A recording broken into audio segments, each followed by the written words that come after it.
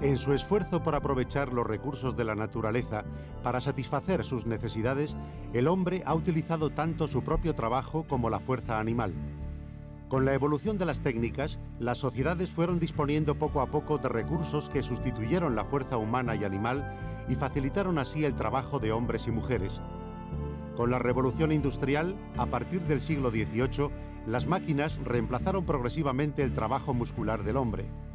Posteriormente, la automatización de las primeras décadas del siglo XX, propia de la producción masiva y en serie, resultó insuficiente ante las necesidades de aumento de la productividad y mejora de la calidad de los productos.